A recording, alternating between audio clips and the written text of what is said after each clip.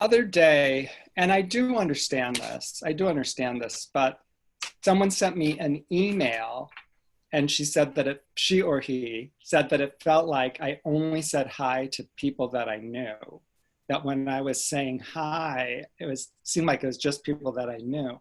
And I assured her that, 25% of the names I recognize because you're faithfully here.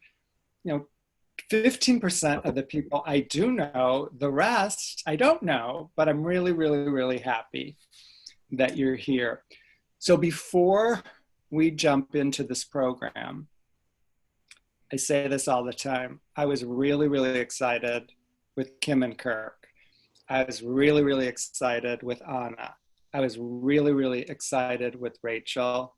And I'm really, really, really excited to introduce you to Tracy. But before I do, I want to try to be really, really clear.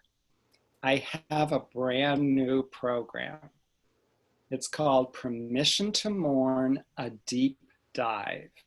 It's a 3-week program from June 29th through July 17th. It includes 4 Zoom gatherings. They will be recorded, so if you're unable to join us live for whatever reasons, you'll be able to participate in the recording. There's going to be a closed private Facebook group page. That's going to be the hub of the safe, sacred space that we create. There's going to be daily video prompts from me. And this is new for me, and I cannot tell you how happy I am about this.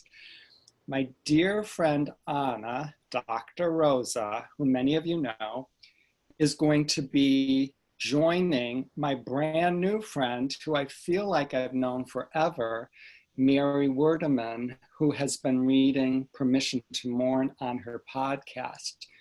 Those 2 shining lights have said yes when I asked them if they would help guide the participants, if they would sit on the bench with you day to day to day and gently, gently guide you, give you a little kernel of corn to help you take the next step.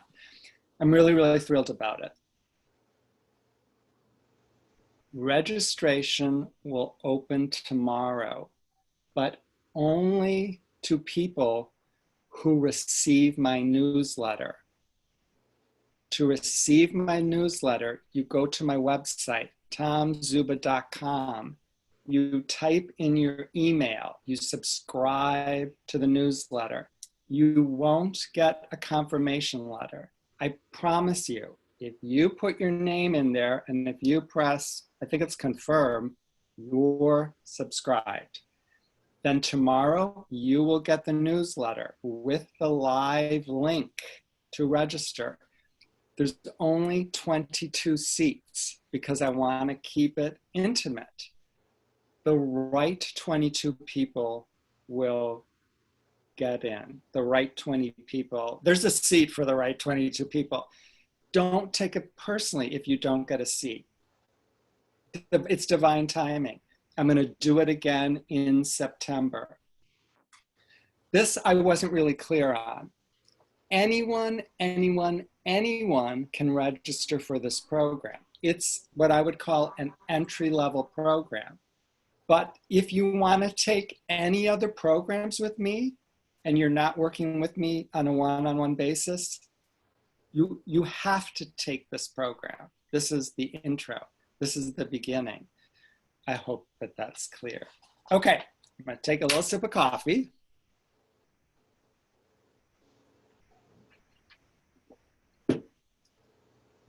Welcome, welcome, welcome, Tracy. Thank you, Tom. So this is how I would describe you. When I think of you as a mother. I think of you as a wife. I think of you as an artist. I think of you as a teacher. I primarily think of you as a beacon of light. Wow. I do. I do. I think of you as a beacon of light. And I'm so excited that we get to share time together talking about life, death, and the road to healing. Yeah. The intention that I have by introducing you, by sharing this time and space with you is I'm hoping and knowing that you are going to literally paint a picture for us about what life, death, and the road to healing for Tracy Loux looks, feels, smells, tastes, and sounds like. And by doing that, we say to anyone with an open heart, I'm an ordinary person. Tracy's an ordinary person. If this is possible for us, this is possible for you. So welcome, welcome, welcome. And I'm going to ask you one question to begin with. How did we meet? Tom, I don't know. Can you believe that? I do not know. So Can't all day. I'm like, come on, try to remember, brain. And brain just didn't remember. And I don't know. Obviously, somewhere on social media, on Facebook, obviously. I read Anna Whiston Donald's book before yours. So maybe she mentioned you. Tell people the name of her book. Rare Bird. It was the first book on grief that I was able to read because she cursed in the first paragraph. And I was like, I can listen to her. She's not painting a pretty picture at the beginning of this book, and I can keep reading. And so Anna's was the first book I read. And I don't know if I bought this or that one or the first one? Oh, Permission to Mourn. Yeah, I grabbed the wrong one. I don't know if I bought it. I think I did, but it sat on my desk for months. And I glared at it. I growled at it. I would listen to things you would say and get irritated, angry. What year was this? This would have been within the end of the first year, I think. So let folks, what year? So what's that? What year are we talking about? We're talking about 2015. Okay, so 5 years ago, you were pretty darn pissed. I was pissed. At this book. At that book. This is what I want to share with folks. Up until yesterday, Tracy and I have never spoken and we have never met in person. Mm-hmm. But I feel like I have known you forever. Forever. That's why I can't remember not knowing you. So it sat on my desk that first year and a half. I don't know how long it sat there, but it wasn't until either slightly before or after the 1 year mark that I decided to read it. So that was my process. I didn't want to hear anything could be better. I didn't want to hear about healing. Why do you think you bought the book? Because Maddie knew I needed it, there was something deeper going on that I longed for it, but then there was the resistance at the same time. Okay, let's start at the very, very beginning. You mentioned this name of this human being named Maddie. Tell us the story of Tracy, family, Maddie. Paint the picture so we can feel this. All right. Well, I'm going to zip through the family part as quick as possible because it's a big family. But I'm married to John. We are celebrating our 30th wedding anniversary this summer, and we have 7 children. We have 3 children that came to us biologically and 4 that came to our family through adoption.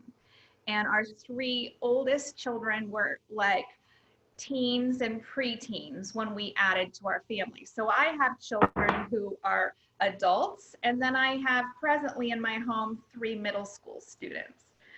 So the 3 that are living at home are Emma, Aiden, and Aaliyah, and they are 13, 14, and 14. And it is, it's a lot. And so when the 3 youngest were 2, 3, and 3 was when we adopted the 3-year-olds. They were 3. So I had a 2, a 3, and a 3-year-old at home during those years, along with some teenagers. And then Maddie came into the story a year after that. So Maddie was born in 2010. In 2007 was our first adoption. In 2009, we adopted 2 more children. And in 2010, Maddie would be born and he joined our family. So the story of Maddie is that we decided that we wanted to specifically pursue an adoption of a child with Down syndrome because our son Aiden has Down syndrome. And we were like, we want them to have that shared experience and to, you know, grow together and learn together. And so Maddie, we were matched with a birth mother specifically for this child. And I can remember early traveling to St. Louis to meet with the birth parents and being handed his ultrasound picture and having my heart just gone for good, just gone for good. So he was born in St. Louis and we are in Kansas City. We rushed out for his birth. We were there from the very start. And he would end up having a number of medical challenges right out of the gate. So he ended up in a very very long story short, he spent the first 11 months of his life in the NICU. And he had 2 open heart surgeries. He had a tracheostomy because of chronic lung disease that would develop. He had a feeding tube. And we got to do life with this really rare being. And I don't know how to explain to you other than a child who has so many physical limitations is completely unhindered in spirit. And so Maddie was like, if you think I'm light, it's only because I rubbed up against that boy. And I'm not even, Well, rub up against all of us.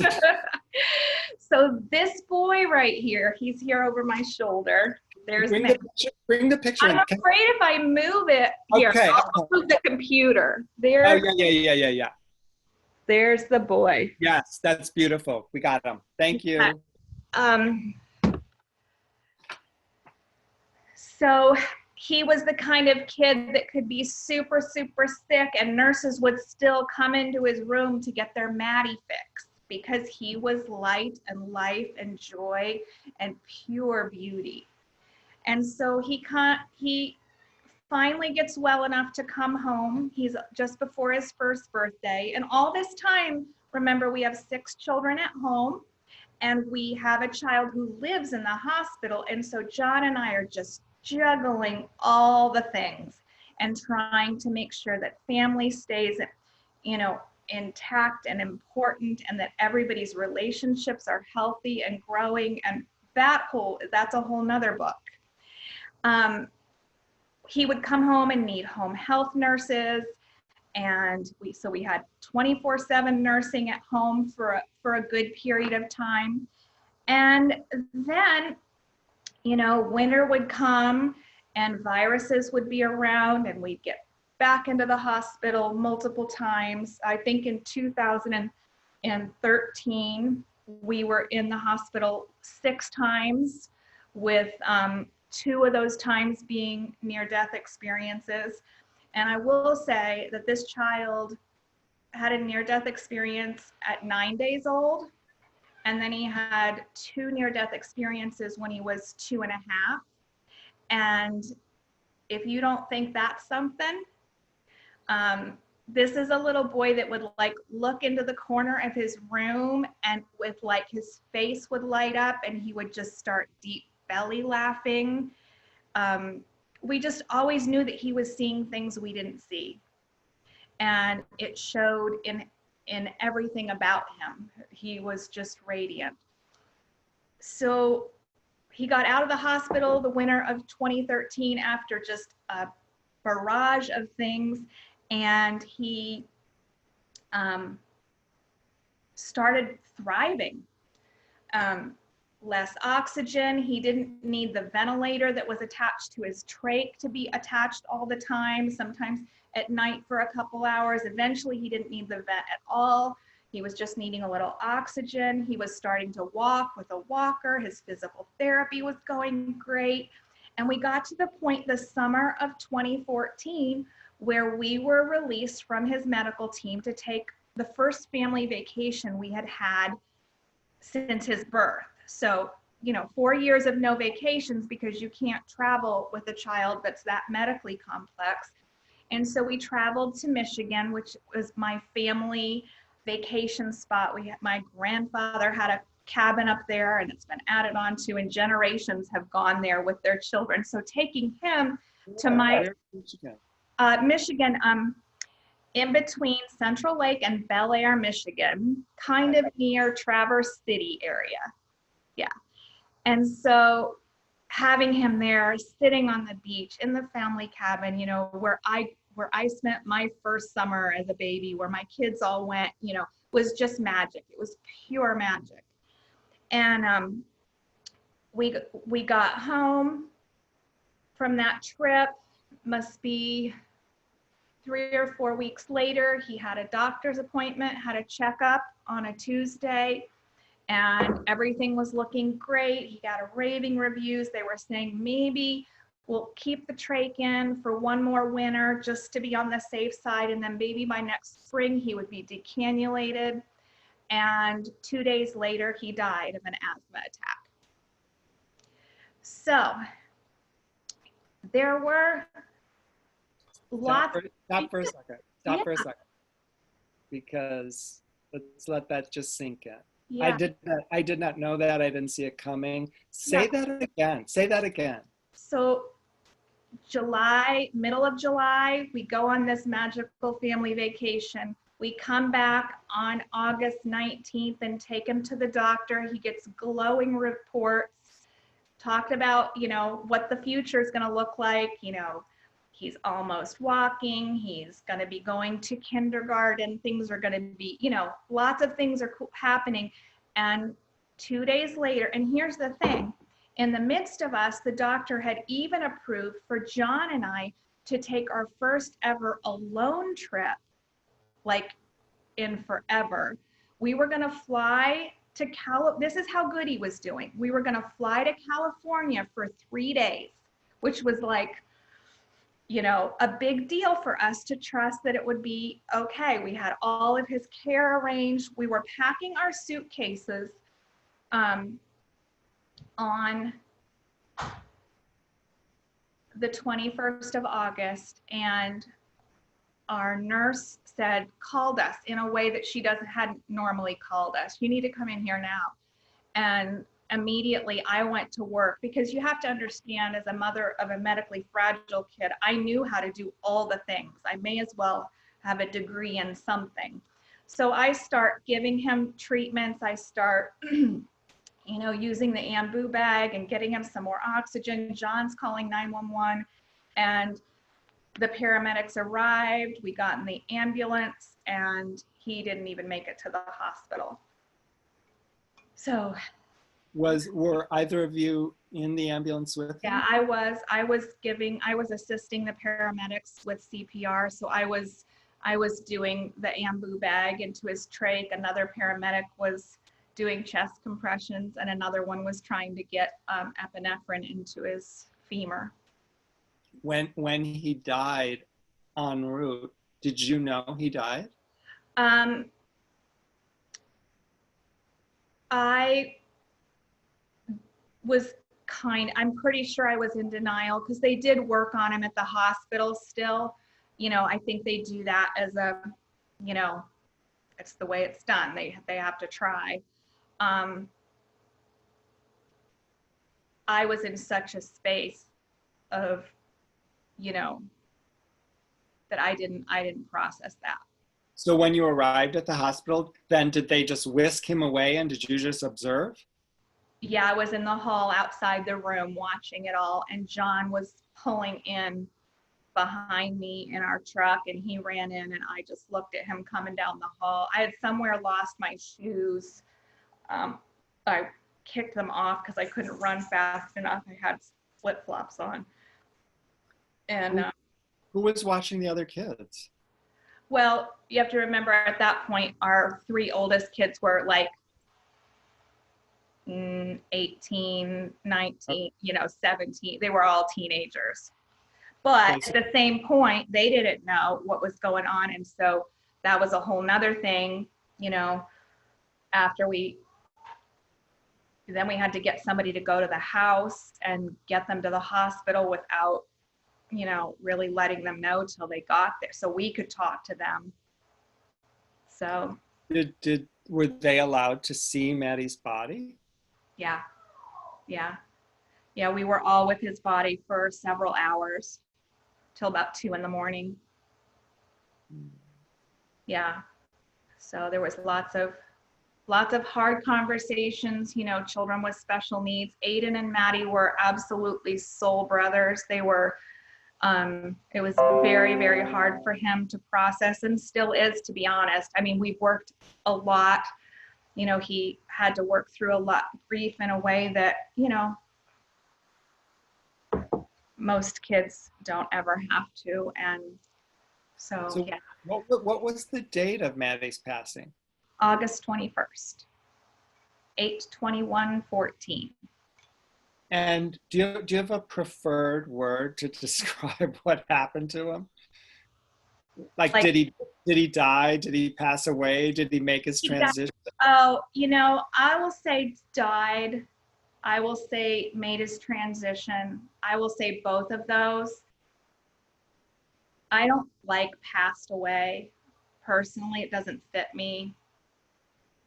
And I didn't lose him, Tom. Did you at first? Yes. Yeah, like I lost my son. Yeah, totally. You got me straightened up on that one. Some people don't know what you're talking about. Oh. What are you talking about, Tracy? Those were some of my first interactions with you, were over, if I would say something and I would refer to, I lost my son Maddie in 2014, or if you know what it's like to have lost someone, or if you've lost a child, those are common phrases that you do hear. You still, those are very common. Child loss groups. Yeah, and so you would challenge me. You would get in those comments and say, well, you better go find him then. And did you? And I did. Yeah, I did. I was a little stubborn about that. And then I'm like, when you step into this space where you realize ultimately Maddie was never about his physical body. He never was about his physical body anyway. That's what people might have seen if they first glanced at him. But if you knew him, you didn't see that. You didn't see the tubes and the holes and all of that. You just literally saw this light, this child that could communicate without language, that could love without anything holding him back. And so once I was able to go, I remember at one point when John and I think we were walking down our stairs from our bedroom one morning and we're like, we can't feel this miserable the rest of our lives. We can't do this. We've got to, something's got to give, because there is no way that we can feel like this the rest of our lives. And so it was almost like this moment of reckoning, like, am I going to choose healing? Am I going to? Do you remember how far along that was? No, Tom, I want to say probably 18 to 24 months, maybe 18-ish. It was definitely not in the first year. Not that I was not doing the work in the way that you do the work. I mean, it was, the first year for me was about acknowledging the feelings and talking about the experience and being real with the fear and the pain and the disappointment and the anger and all of the questions about God and questions about, like, all of that. And then 18 to 24 months maybe is when it's like, there's got to be a different way to do this. There's got to be a way to do this where I don't end up bitter and old with nothing left to give anybody, even or myself. And so I'm certain that's probably when your book had started to come into play, when your voice had started to come into my life. And just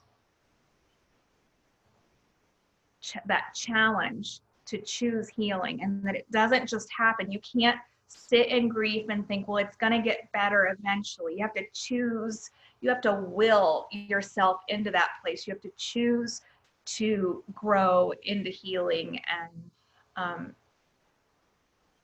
and to imagine that life can be okay and good and different, and that's a beautiful thing to imagine a different. And I think that would tie right into, my experience with Maddie's bedroom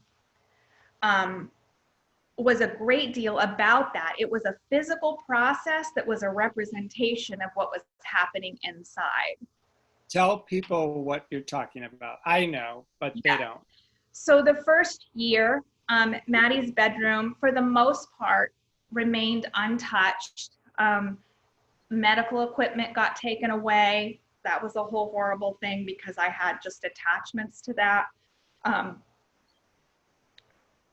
But for the most part, it remained a place where we would go to sit with our grief and to be present with Maddie in the only way that we knew how.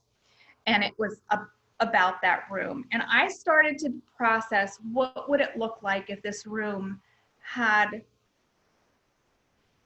a different intention? What would that intention be? What would I change? What would I keep?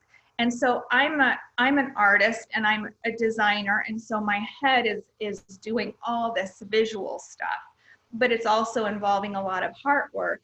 And I knew that John wasn't ready yet.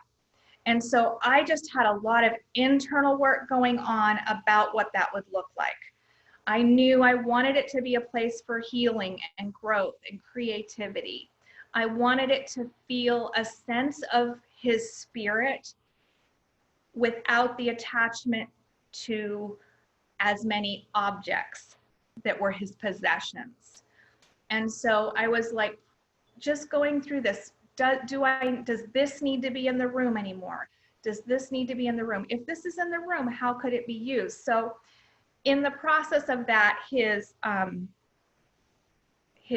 changing table dresser became an art table, became a place for the kids to sit on a high stool with coloring books and draw and have music on. His mattress was covered up with some really cool fabric and had pillows, and it was just a little napping corner the kids would. His closet got changed into a reading nook with some of his books remained, some of his stuffed animals and pillows and things were in that closet, a place where they could just go in and just hide away, read, cry, take a nap, whatever. And then his crib, I put this out on Facebook because I had this envision for it to be turned into this meditation bench, but no skills. And a dear friend of ours stepped up to the plate and took it away and crafted the most beautiful piece of furniture, you know, that I own. And so his crib is now a meditation bench. And so it became a place where John would write music, where I would, you know, where we would meditate and do yoga, where the kids would draw and create. And, but it was about reimagining that space. And in reimagining that space, I was able to reimagine my life in many ways. By reimagining that space, your beloved light-filled son's room, you were able to reimagine your life. Yeah. And so there's a video. Did you make the video for church? A ministry in this area called Unity Worldwide Ministries approached me and asked if they wanted to do a piece. It was around Mother's Day, and they wanted to honor my experience in that way and present, you know, talk about the ways that meditation and affirmation, all of those things became part of my healing experience, you know. So we'll share the link to the video. Yeah. It's a really, really powerful video. And again, it paints a picture of what's possible. It does. And I think it's called, they entitled it The Courage to Imagine. Okay. So in the short time you've been sharing with us, you talked about that first year. You just very, very casually said, well, of course I was doing the work. And then you used the word intention, and then you're talking about imagining it different. Okay. Normal people that I know anyway, especially when their child or their spouse or their grandparent or whoever dies, that's not the language they use. So I'm curious, it's like, who were you before? What shaped you so that you knew that there was work to do, that you knew the power of intention? Well, a few things shaped me. Well, I grew up in a very spiritual family. So I grew up with, you know, a religious upbringing. So the idea of God was not at all foreign to me. However, my perception and some of my, you know, some things shifted there.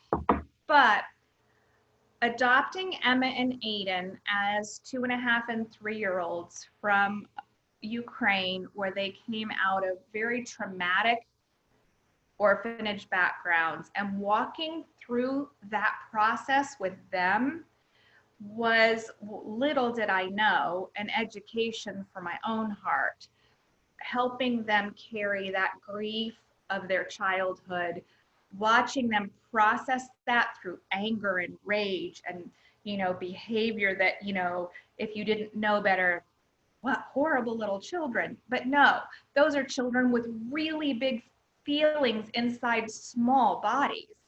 And so learning to be present with their feelings and with their grief and their trauma, and helping them to carry that into a place of learning how to have relationships with humans in new ways, you know, imagining what a family could be. All of that was step one in a very, very small nutshell. And then step two would have been Maddie's life itself, experiencing trauma after trauma with him, walking through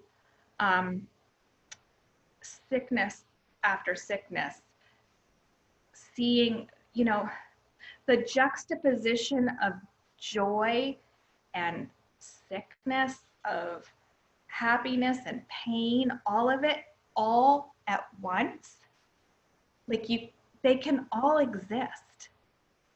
All of those things can exist together. It's like that movie, Inside Out, you know, that beautiful movie that was a huge part of my children. It was super helpful for my kids and their grief, the timing of that film. It's like sadness and fear and worry and all of those things, they all exist and they can coincide. And grief. I wrote a piece about grief and healing dancing together. And it's like, yes, we can experience sadness and joy simultaneously. We can experience grief and healing simultaneoususly. It's not either or. It's Not actually, either or. it's And so both. yeah, and it's like when I realized that I could choosing to heal didn't mean I wasn't going to have hard days. And it didn't mean I wasn't going to feel angry and want to break things. And it didn't mean, that I was going to have to be okay with it or glad. I'm not glad. I'm not, Yeah, that's not, powerful. yeah. So you've introduced us to 3 of the children that you adopted, 2 from Ukraine, Emma and Aiden. okay, and then you introduced us to Maddie. And from what you've shared, I mean, 3 of your greatest teachers are these 3 children. I mean, your Emma and Aiden, in a way, prepared you for Maddie's death. Yeah. Yeah. It's like, who are these powerful people? Yeah. And yeah.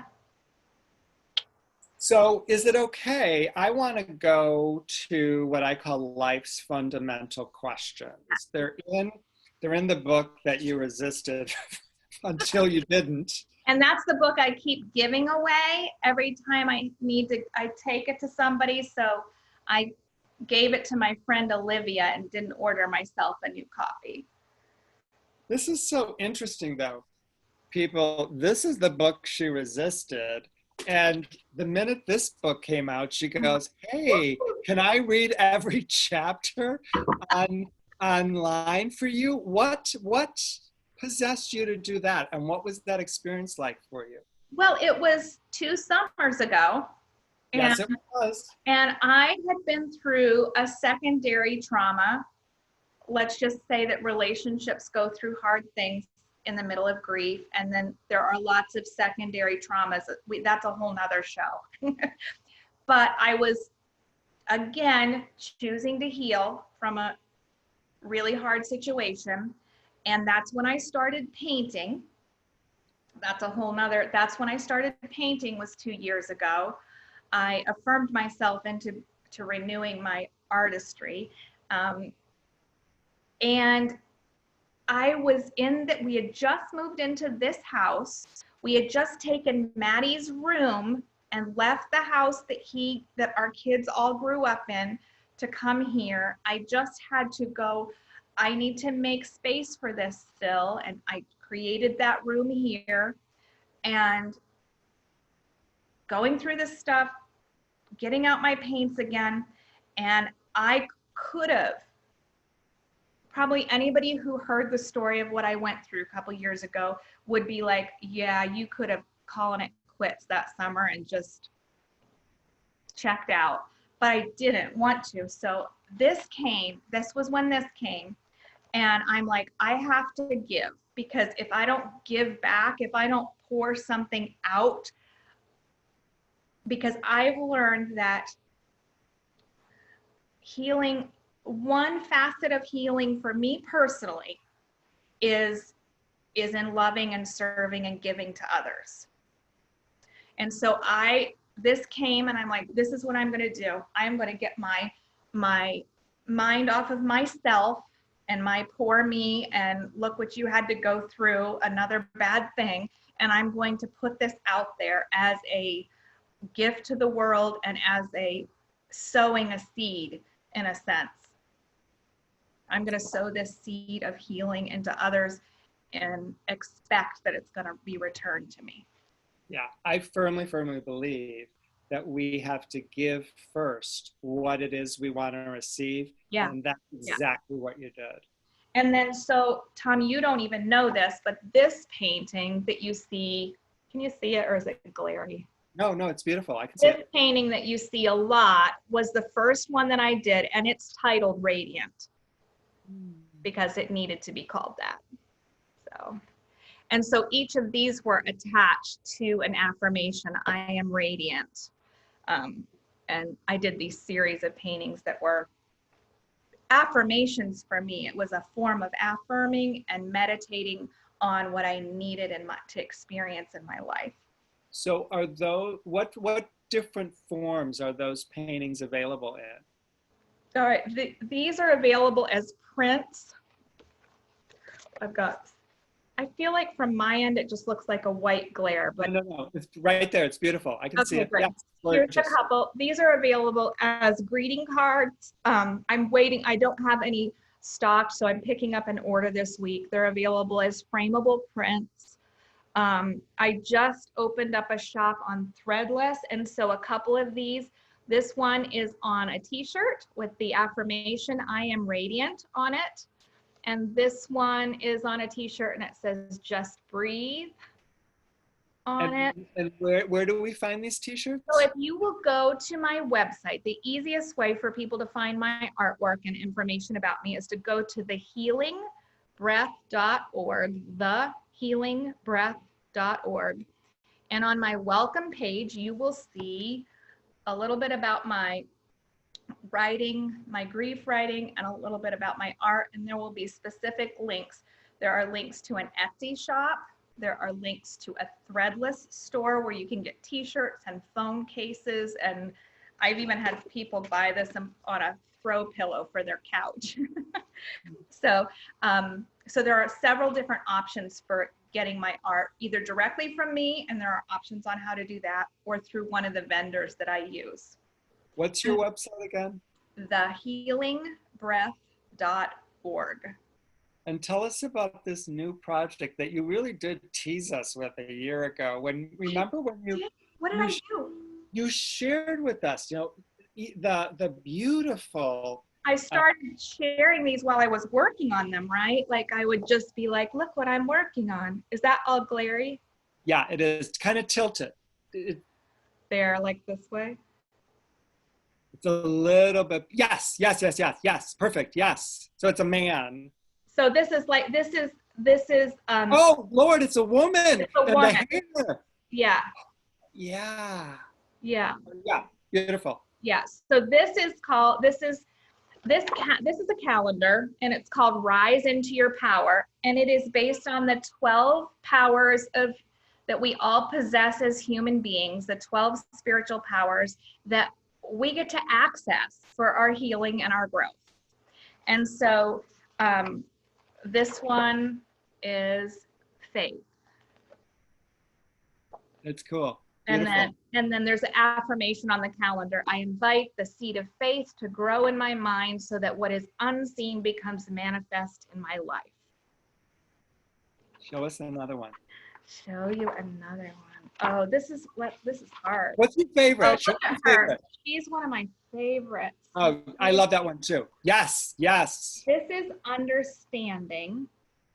And I knew I wanted her to be an older woman. And the affirmation is, as I grow in understanding, I clearly and deeply see truth and apply it to my world.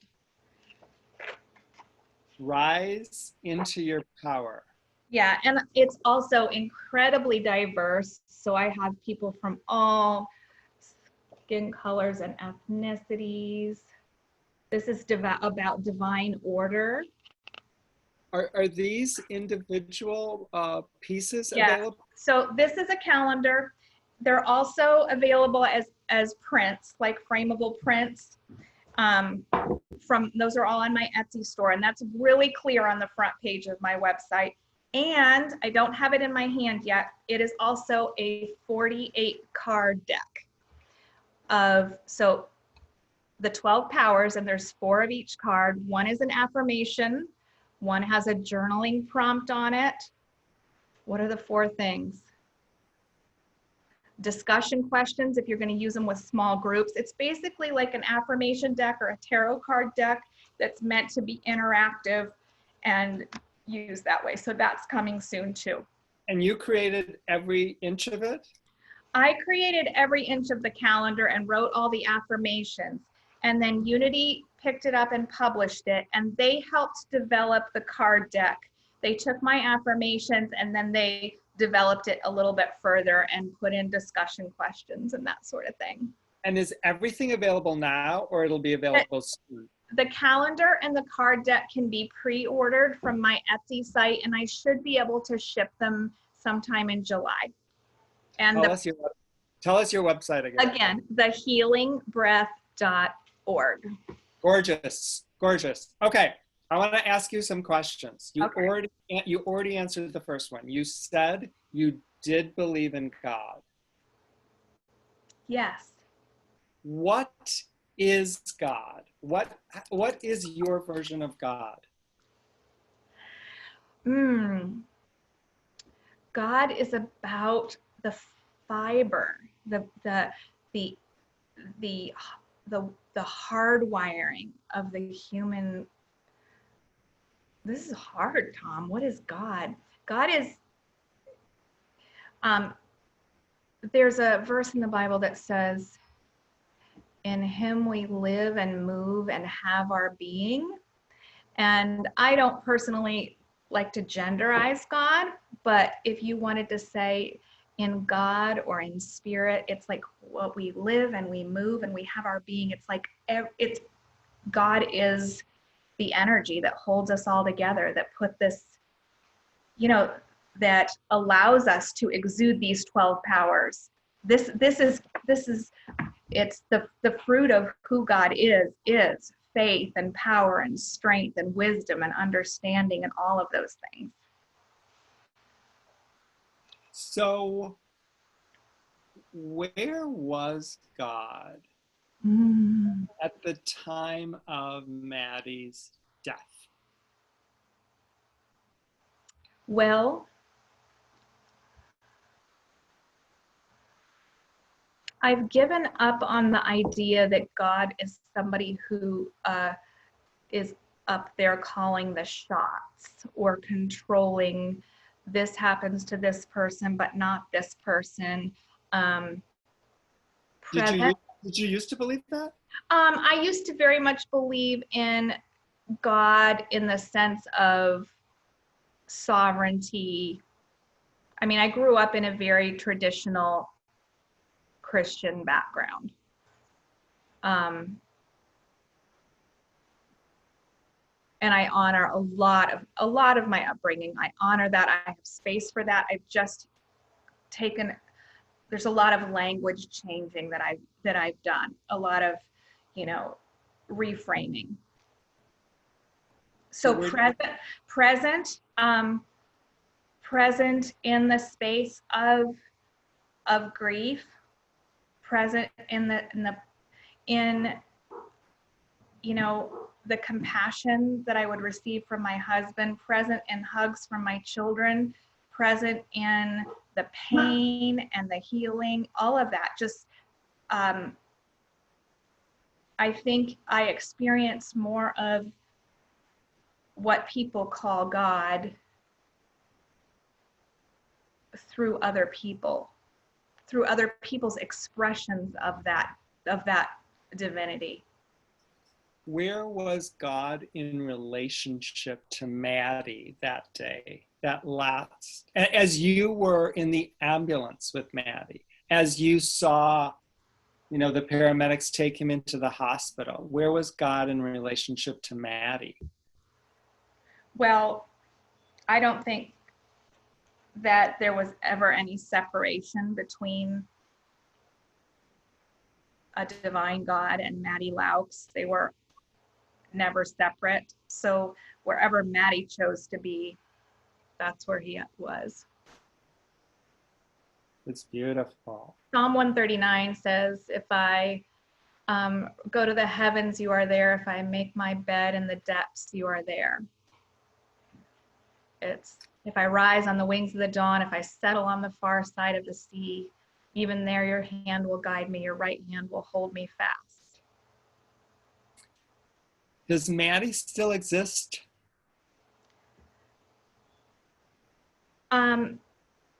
Maddie is spirit, he's essence, he's present because he was love. He is and was love, and love doesn't disappear. Love doesn't evaporate. Do you use the word heaven? Nope. Not really. Not really as a, I mean, I have, and I did initially, but I don't think it's that concrete. Do you, if I say to you, well, where do you think Maddie is? Where is he? Everywhere, in everything, wherever I need him to be. Does Maddie miss you? No, because he's not separated from me in the way that I feel occasionally separated from him.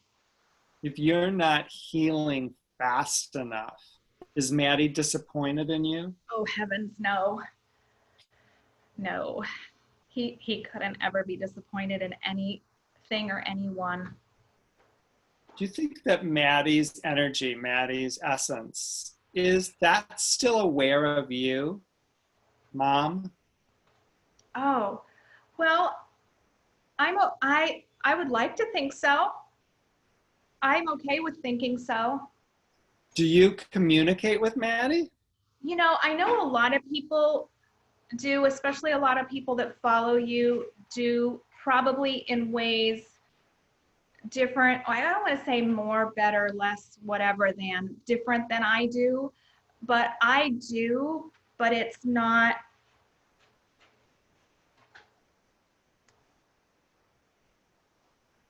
quite as of a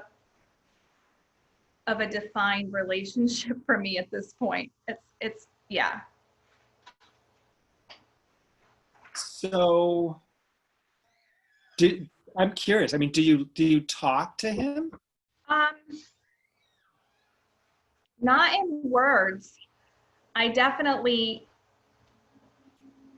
bring him into experience in the sense that I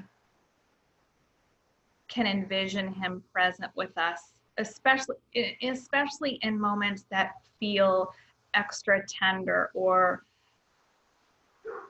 there's something.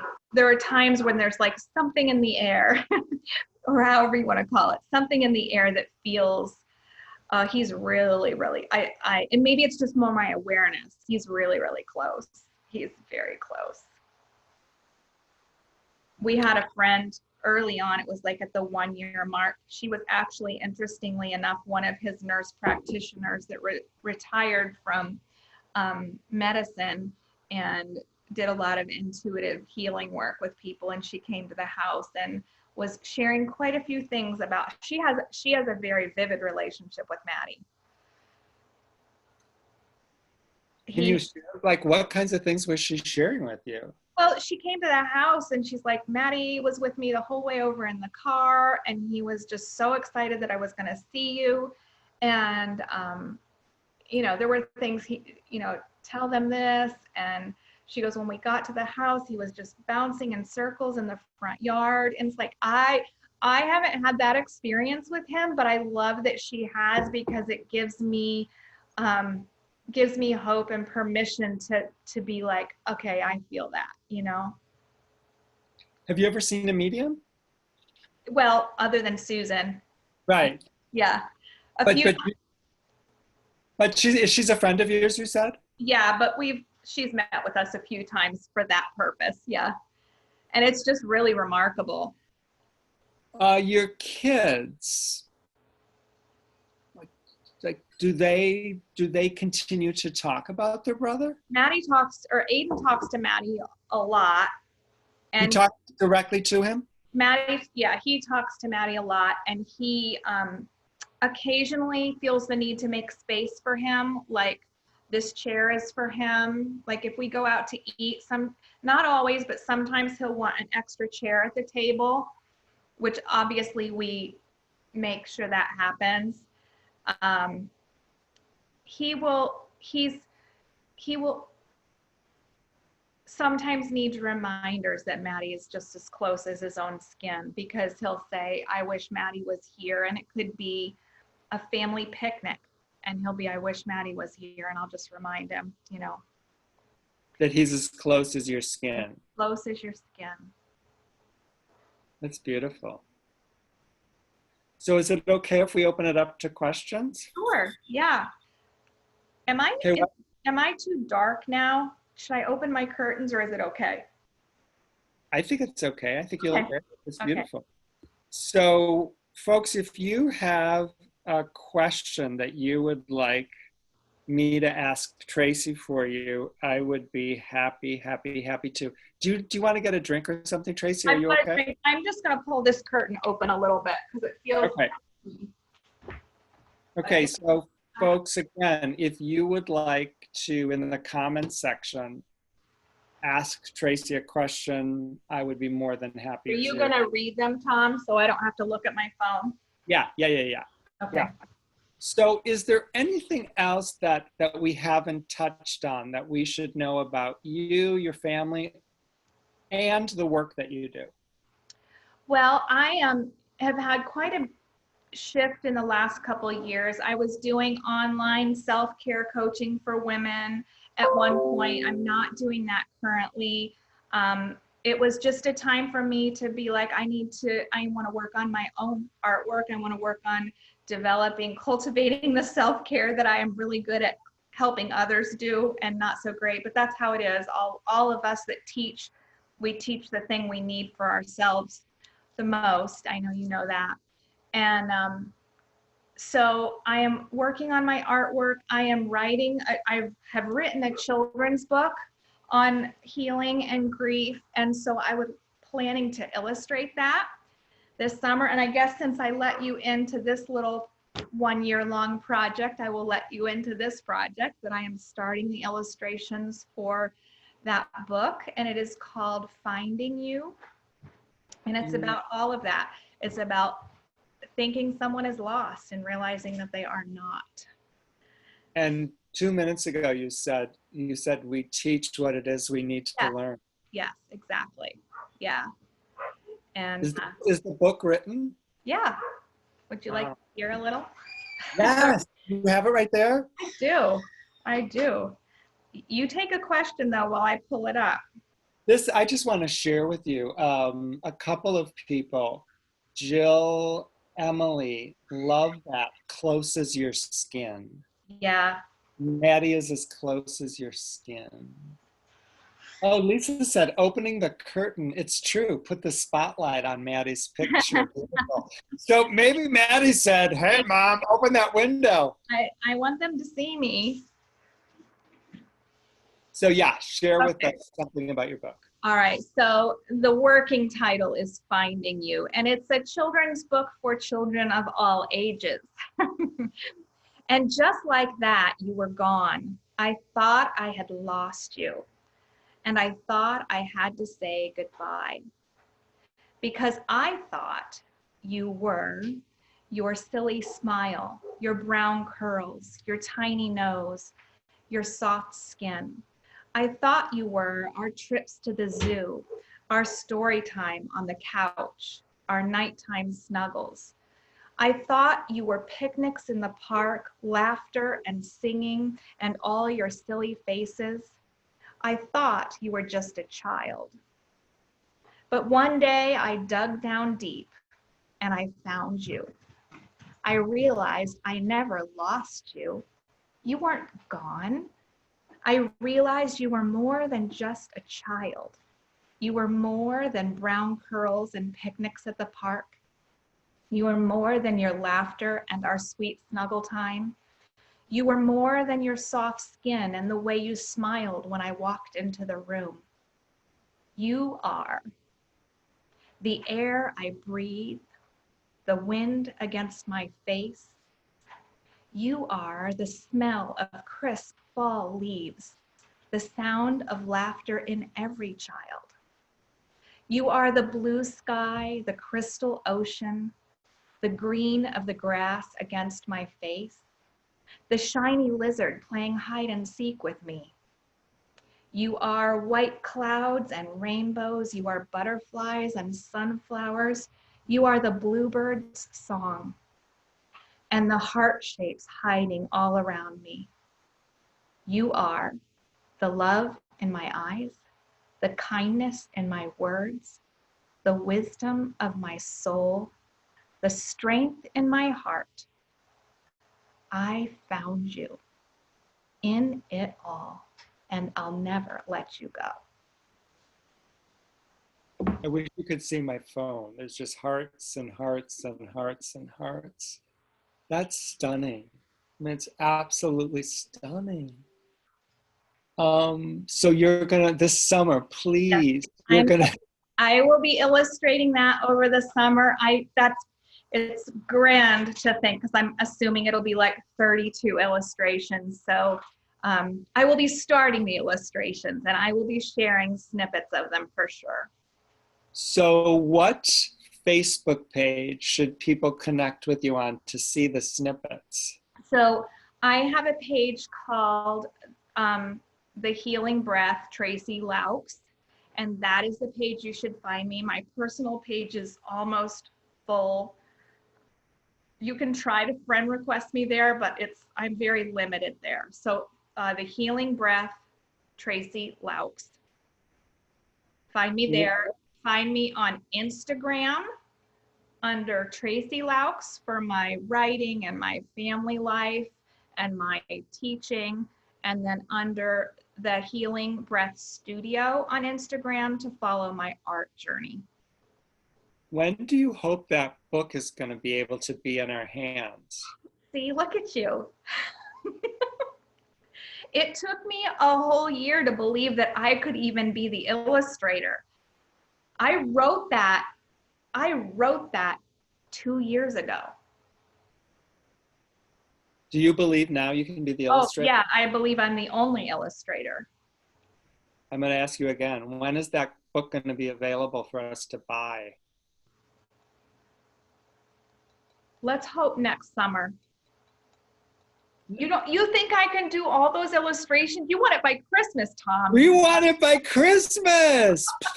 Is it possible by Christmas? It's possible. I don't know. That feels very, very big. You're light and Maddie's light. In light, there is no big. Okay, we'll see. So do you know how you're going to publish it? No.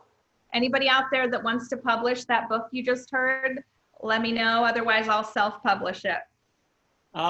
If you decide to self-publish it, I will walk you through. I self-published Maddie Breeds, which I wrote with Maddie when he was alive, but I had help with that.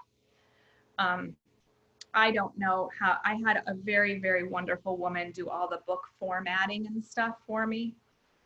So it's beautiful, beautiful, beautiful. My hope, my prayer, my intention is that we have it by Christmas. We need it. We need that book now more than ever. Basically, I would need to do one illustration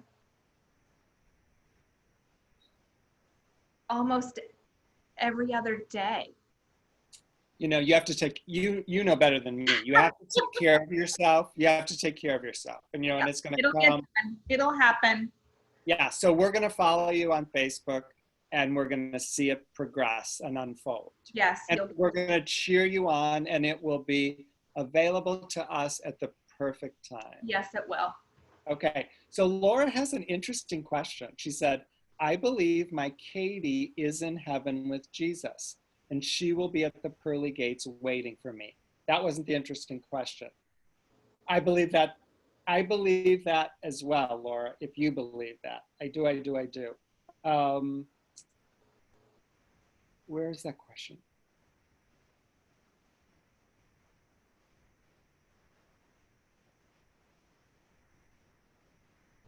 I guess I'm not supposed to ask you that one. Okay. Denise, is the church video available for viewing? Yes. Yes. Go ahead.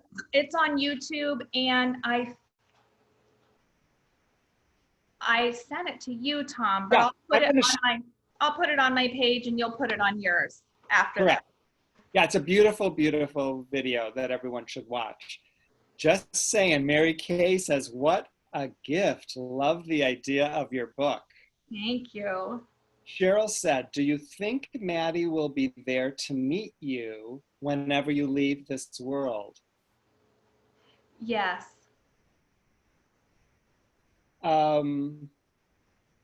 Gigi, your book grabs my heartstrings and makes me so proud to be a mom. Aww. Denise's response to your book, beautiful, beautiful. Badisha's, that's beautiful. My friend Margot, wow. So sweet. Thank you for that encouragement. Beautiful, beautiful. That's incredible, breathtaking. Please put the name of the book in the comments. The book's not available yet. We have to we're going to pull it out of her. Beautiful, beautiful, so beautiful. Thank you. So beautiful, brought tears to my eyes. Really awesome, really beautiful. That was beautiful, love it. Yes, so beautiful, precious. Vicky said, I'm a big kid that wants that book. Yeah, I have goosebumps and I'm in tears. Yeah, it needs to be for, like I said, kids of all ages. Peggy, that book is your son coming to us through you. Just beautiful. Thank you. Marty said, do you feel reflections of him within your other children? I see reflections of him in my husband and in my grandchildren. So there's a new thing. Grandchildren I didn't mention. My granddaughter was born 9 months after Maddie died. And my daughter, who is now in 22, had a dream when my daughter-in-law was pregnant with my first granddaughter. She had a dream of a little girl sitting on a log with Maddie's arm around her. And in the dream, Maddie was telling the little girl, you're gonna love them. They're the best people in the world. You're gonna love them so much. And then take good care of them for me, he said. Oh, that's beautiful. Yeah, so she was born 9 months after Maddie died. And then my grandson, Arthur, has hands that just have the essence of Maddie in them. And they're not blood. No. Doesn't matter. No, and he does some of the same. He just is his form is reminiscent of Maddie. How do you explain that? Because it's about, you know how when you hug a person, it's not about the person, it's about who they are and what they exude when you embrace them. And it's like some people just have that, and he just has that same, I can't explain it. You felt it though. I felt it. My daughter-in-law even said, she goes, I was holding his hand the other day and I couldn't stop thinking about Maddie. So back to your book. Debbie said, made me cry. Jeannie said, can't wait to get a copy of your book. Beautiful book. Name of the book again, please. The book that doesn't exist in paper is going to be called Finding You. Finding You, my friend Kirk. We want it now. I know. Yes. Oh, this person's harsh. I'm joking. Yes, Christmas. Commitment is what it takes. I would love that book. I could read it over and over. Thank you, Tracy.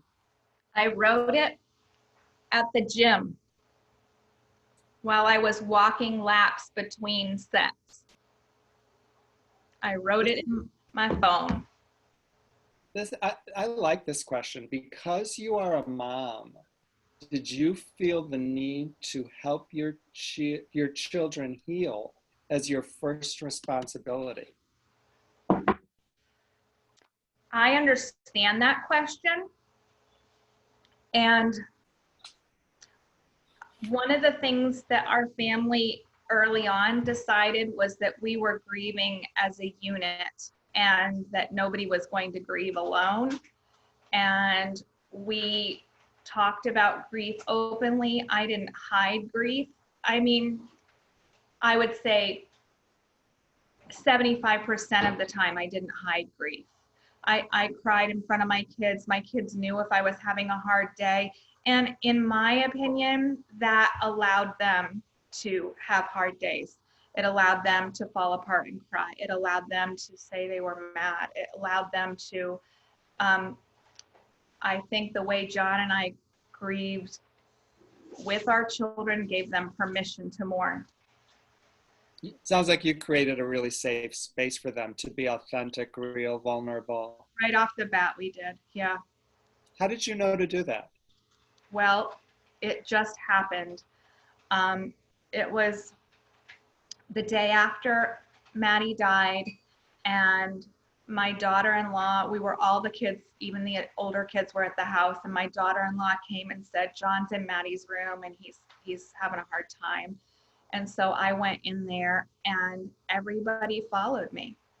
And we all just, you know, interestingly, the dad, the strongest one, is the one having the hard time in that moment. And in that moment, everybody participated in that grief. And it set really it just set the stage for how it was going to look. If one person falls apart, whoever can shows up. If, you know, it. Do you know how rare that is? Well, I do now. I do now. And again, I attribute that a lot to the way our family walked through adoption trauma together. Perhaps life prepares us for life. Yeah. And maybe life is happening for us, not to us. Yeah. Gigi said this, no pressure. I would like to have read your book at my son's funeral and again at my daughter's wedding in the near future. Denise, how can we help?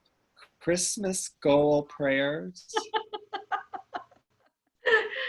Well, I did at one point consider doing what is that called? What is that called? Another author did it, where you do a thing and people can pledge, they pre-buy the book. Oh, yeah. I did it. Not GoFundMe, a Kickstarter. I did, yeah. I thought about a Kickstarter. What's stopping you?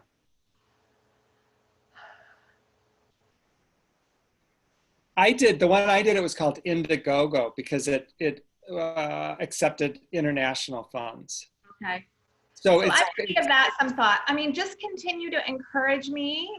I mean, this is a big deal, knowing how people, getting a chance to read it to you and getting that response, knowing that it's resonating with people, that's huge for me today.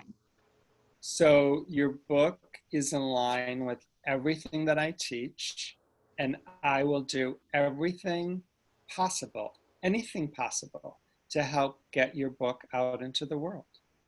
Thank you. So Catherine Lee, Tracy, when you talked about doing grief work for almost 2 years before you even thought about healing, what was that like? What was the difference? What was the difference between that work and when you started healing work? You are so courageous and inspiring.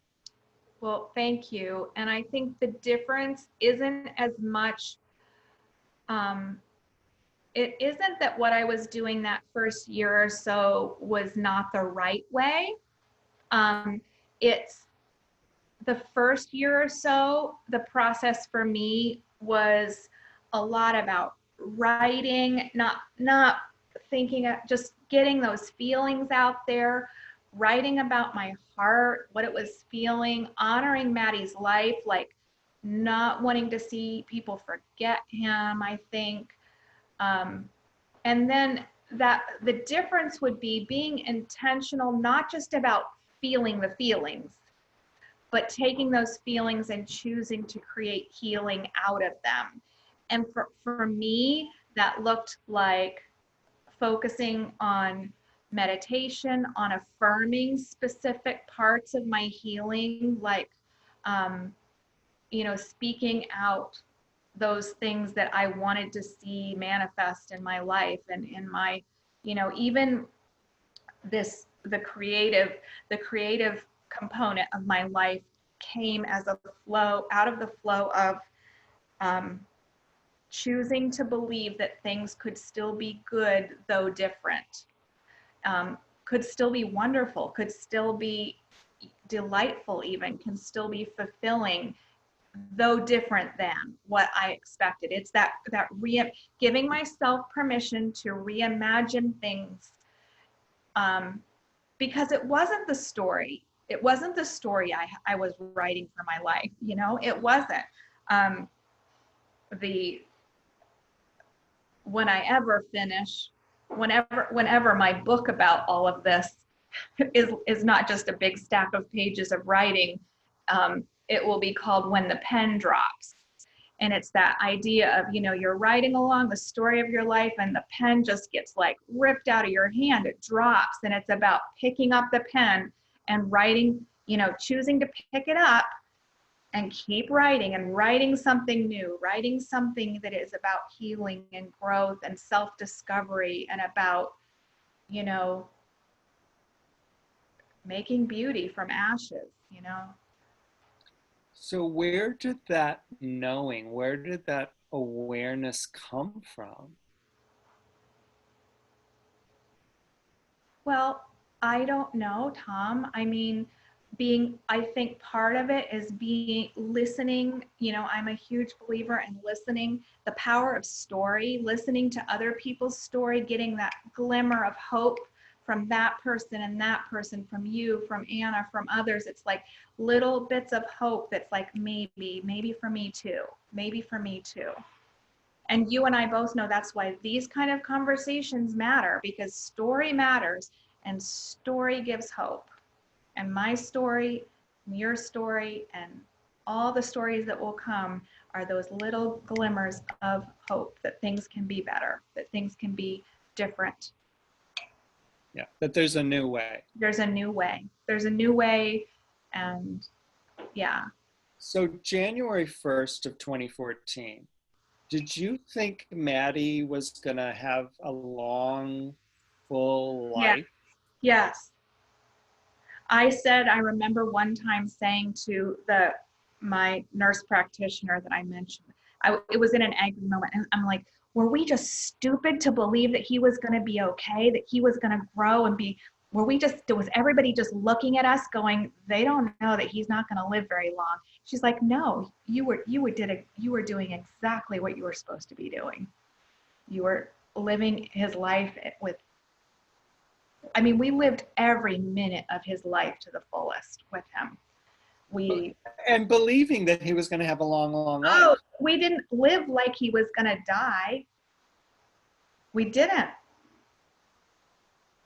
So Diantha asked, how long do you think you resisted healing, and what were your fears of healing? I think that the resistance comes with thinking that if you choose to heal, then it means that Maddie's life didn't matter, or it wasn't as impactful as it was, or somehow you're minimizing his life, or that healing would mean that part of your story just ends. Like, does healing mean that that's over? I did that, I'm done. And that, so for part of it, for me, it was like, healing doesn't mean I'm all better. Healing doesn't mean it didn't matter. Healing doesn't mean let's just move on with our life.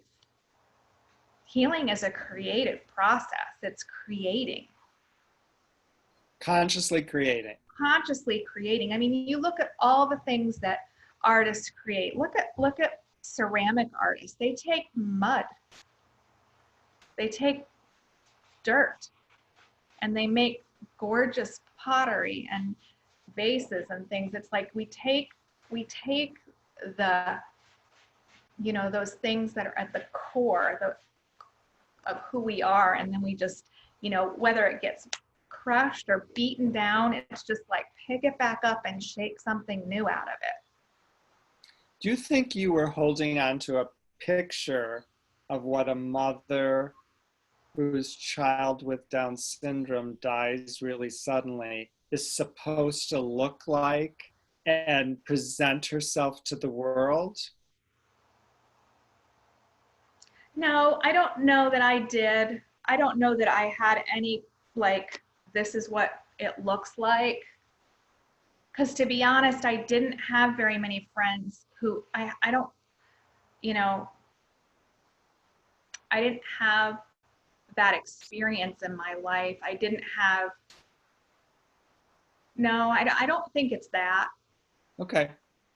So there's many, many more, much support about your book, which you can go back and read. Oh, that's so sweet and so encouraging.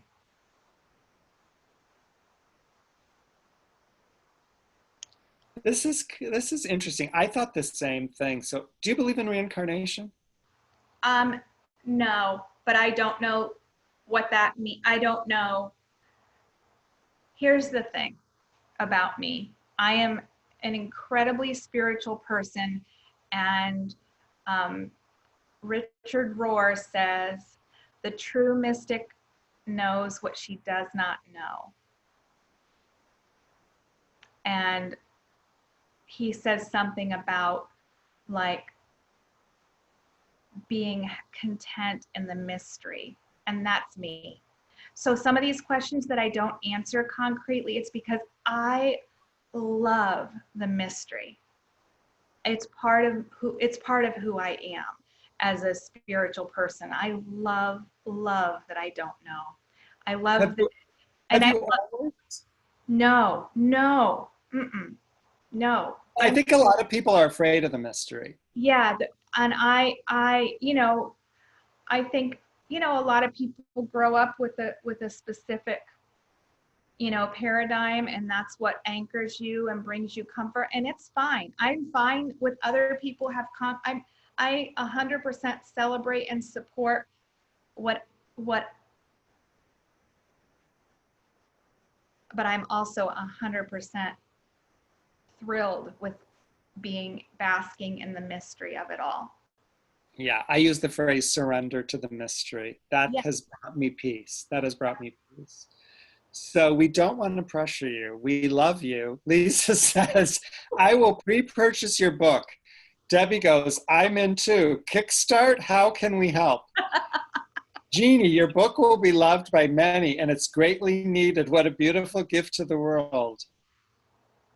Well, I start teaching, I will be teaching kindergarten through 5th grade art starting in August. And so they may get to see me doing a little illustration in my classroom. So I hope to have a little space set up where they can kind of watch this whole thing come to life too. So this is what I want to begin to close with. And I'm sorry, folks, that I'm not going to be able to get to all of your... Now I'm sitting in the dark. So this is what Catherine Lee said. She said, thanks, Tracy, a powerful metaphor about picking up the pen. Yeah. Writing a different story that can still be wonderful. I get it, but hard for me right now. And Yeah. that's why I wanted everyone to meet Tracy, because Tracy is what's possible. Tracy presents a picture of what's possible. Do you have anything that you want to share as kind of a final thought? No, but I will Well, I don't know that I do, but I will make sure to post a piece that I wrote on that concept of the pen dropping. I'll make sure to post that on my Facebook page as well. So just remember, my website is thehealingbreath.org. My Facebook page is The Healing Breath, Tracy Loux. Instagram, I have the Healing Breath Studio, which is my art page where you'll see my in the works illustrative work happening. And then my Tracy Loux, and it's Loux, by the way, also on Instagram. No, I just think that, you know, giving yourself permission to heal as a part of your grieving process, just, it doesn't, it's not an eraser. And I think that's one of the things people fear, is that choosing healing is somehow an eraser. And it's just not. It's just writing a new sentence, and then a new sentence, and then a new sentence. And the story still remains. I mean, Maddie's story will never cease. Yeah. For me, healing has literally been cranking up the spotlight. As I continue to heal, it's like the light of Aaron, the light of Trish, the light of Rory. That light hasn't been erased. No, it's... As my light has gotten brighter, their light has gotten brighter. Yeah, and I have people say, and I think this is so interesting, and I'm sure you've had this experience, where people that have met me in the last, 5 years, who met me, after Maddie's death, feel like they know Maddie because they know me. And I feel like the same with, you've probably had people say the same thing. And it's like, and I think that goes to your question, do you see Maddie reflected in any of your family members? And yeah, it's like this, it's a weaving, it's a, nothing separated. Which is in line with your understanding of God. Right. Yeah. So Tracy, I was really, really excited about tonight. And for me, really, the surprise is this children's book that I was not aware of, I don't think. Yeah, I just kind of flung that on you, didn't I? Yeah, and I love that you shared, that you read it. I mean, to hear it in your voice. I mean, it's in sync, it's in line with absolutely everything I teach and everything I believe. I know Maddie better now because of you. I love you're knowing that this child is something, that this is light, that this is a powerful, powerful being. So thanks for introducing us to him, and thanks for really painting a picture for all of us of what is possible. Yeah. And being so honest that there's not one step of this that has come easily. It is work, work, work. It's choice. It's definitely choice, intention. So I want to let folks know that next Tuesday, 7:30 p.m., I'm going to introduce you to my friend Margot. This is how I would describe Margot. Margot is the mother of Christopher, who is in spirit, as Rachel would say. Margot is the mother of Andrew, who is now in spirit too. And Margot is the mother of Matthew and Allie that are in Southern California with mom and dad. Margot is a protector. When I think about her, she's a protector. She's the wife of Joe. She is an incredible human being who has an incredible story. And I'm really looking forward to introducing you to her next Tuesday. So as always, thank you for being with us. Take really, really good care of yourselves. I will see you tomorrow. Tracy, will you hold on so that when we say goodbye, okay. I can say goodbye to you. Okay, take care, everybody.